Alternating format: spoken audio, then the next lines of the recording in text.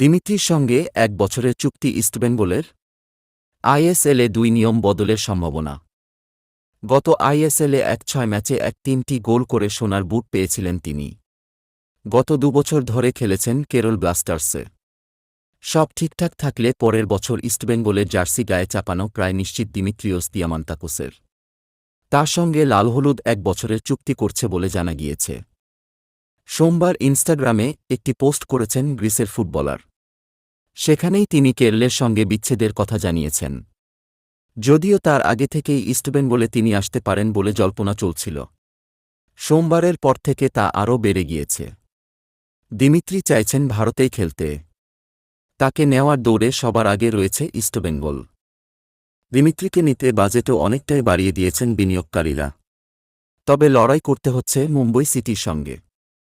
আইএসএলের কাপজয়ী দলও দিমিত্রিকে নিতে চায়। আগে লড়াইয়ে ছিল বেঙ্গালুরু এফসিও। তারা আপাতত হাল ছেড়ে দিয়েছে। ফলে মুম্বই না ইস্টবেঙ্গল, কারা শেষ হাসি হাসে সেটাই এখন দেখার। তবে প্রস্তাবের দিক থেকে ইস্টবেঙ্গল এগিয়ে। দিমিত্রিরও ইস্টবেঙ্গলের প্রস্তাব পছন্দ হয়েছে বলে জানা গিয়েছে। এদিকে পরের বার আইএসএল থেকে এশিয়ান কোটা উঠে যাচ্ছে বলে জানা গিয়েছে। অর্থাৎ ৬ বিদেশির মধ্যে এফসির অন্তর্গত দেশগুলির থেকে একজন নিতেই হবে, এমনটা আর বাধ্যতামূলক থাকছে না।